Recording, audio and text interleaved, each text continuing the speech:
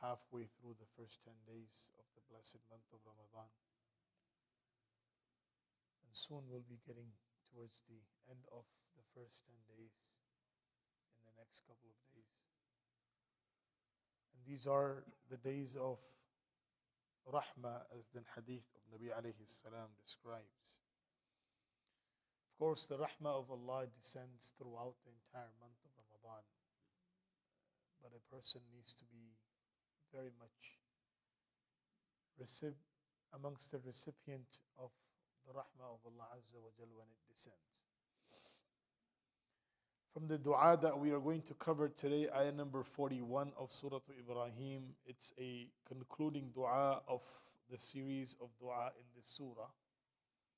There were few du'as that we covered from this surah, Surah Ibrahim. And the last supplication of Prophet Ibrahim alayhi salam, which Allah has recorded in his kalam. And that is a lesson for everyone, how to make dua and what should be our dua. Ibrahim alayhi salam supplicates to Allah subhanahu wa ta'ala, رَبَّنَا اغْفِرْ لِي وَلِوَالِدَيَّ وَلِلْمُؤْمِنِينَ يَوْمَ يَقُومُ الْحِسَابِ. Maghfirah is something that is known to a person when he departs from here. You don't know if you're forgiven or not until you get to your destination and you find out that you're forgiven. It is not something that a person says, okay, now I know I'm forgiven. A lot of people, they are very confident on the fact that, yes, I've done something wrong, but I've been forgiven. No one knows he's been forgiven. And when a person gets this illusion, that means he's the greatest sinner. Because now, your forgiveness and your seeking of forgiveness, that door has been closed. Because once a person thinks, okay, I've been forgiven, unless there are only two things that you can be assured of that has brought you forgiveness. Number one is when you convert.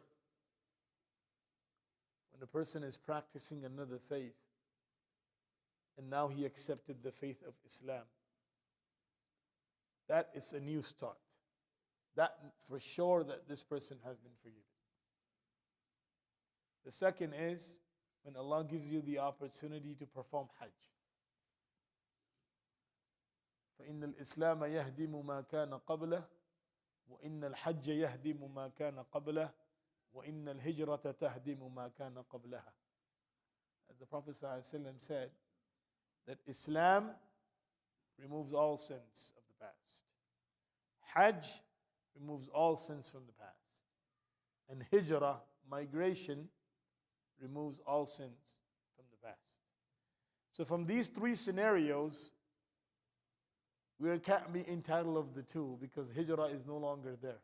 La hijrata ba'd al-fath. As the Prophet ﷺ said, after Fath Makkah, there is no hijrah. What does that mean? That the mandate action of hijrah is no longer there. So that ruling will not apply. The second is, alhamdulillah, Allah has brought us into Islam, and may Allah keep us in Islam. And we never have to face that situation.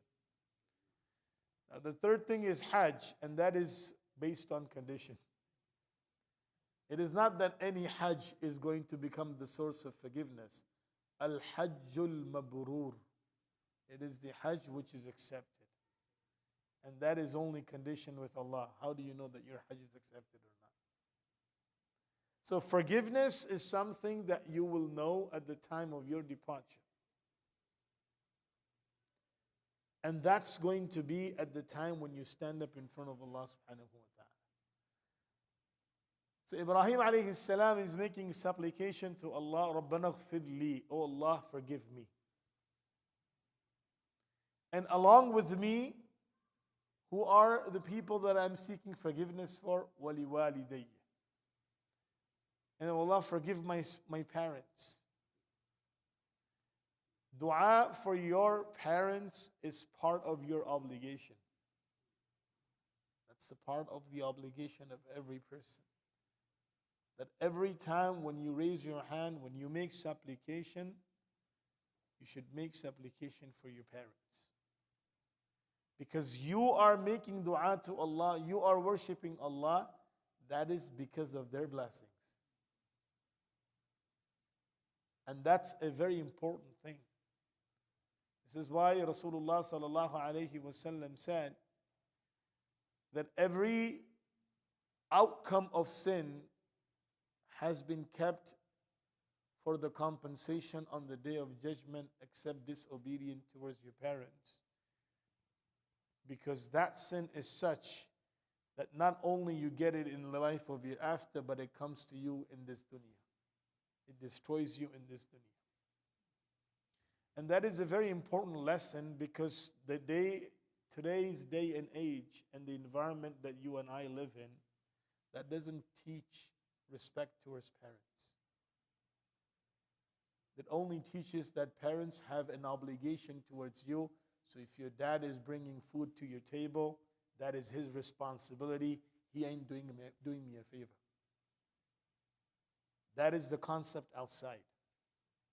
And that is the concept, unfortunately, our children are being raised in.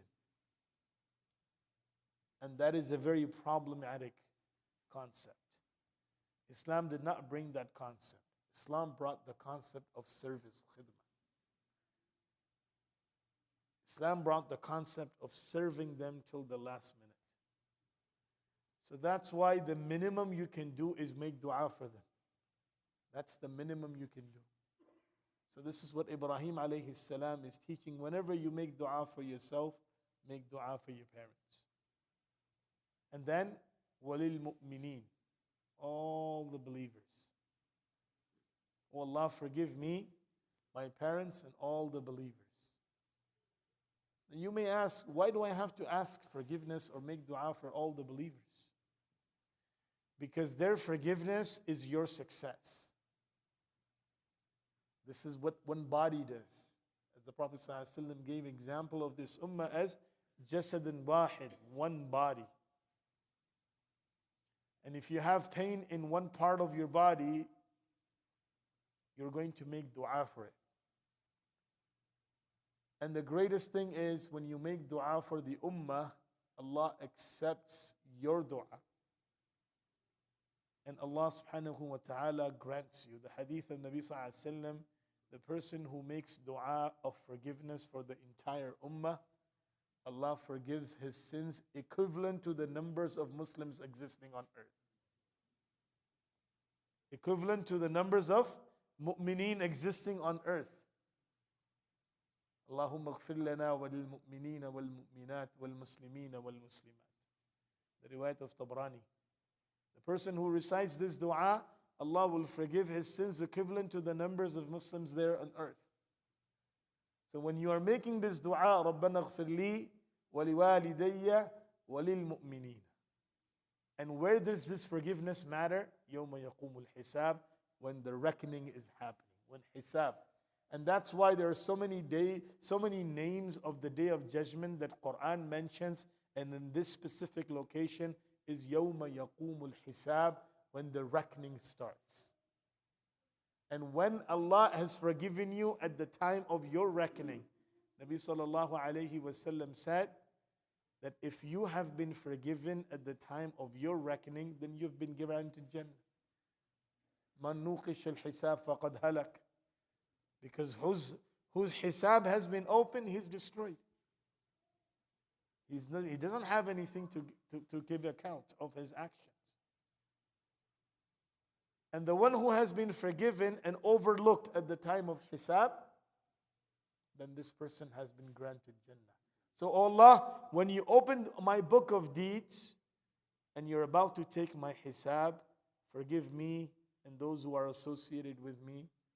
At that time, if you have been granted forgiveness, you've been granted Jannah. So this is a very powerful dua. Nabi sallallahu alayhi wa sallam used to make this dua at the end of every salah. رَبَّنَا اغْفِرْ لِي وَلِوَالِدَيَّ وَلِلْمُؤْمِنِينَ يَوْمَ يَقُومُ الْحِسَابِ. This is the dua that the Prophet ﷺ used to make every time when he would supplicate, when he would pray his salah. So it's a very powerful dua, and we should try to practice this dua in our regular prayer, regular salah. Because these are du'as of Quran. A person says, I want to ask Allah this, I want to ask Allah. The best dua are the one which Allah has told us what to ask Him. You know, we ask for ice cream and we ask for this and that and this. No, you ask for forgiveness. You ask for acceptance. You ask for hidayah. These are the meaningful things in your life. Not ice cream and pizzas, right? Not food and other items. These are things that are going to come and go in your life. And if you have been granted forgiveness, then your success is right there. We ask Allah subhanahu wa ta'ala to grant all of us forgiveness. We ask Allah subhanahu wa ta'ala to grant us the ability to take lessons from the du'as of Quran. Ameen ya Rabbal Alameen. جزاكم الله خيرا سبحان الله وبحمده سبحانك اللهم وبحمدك ونشهد أن لا إله إلا أنت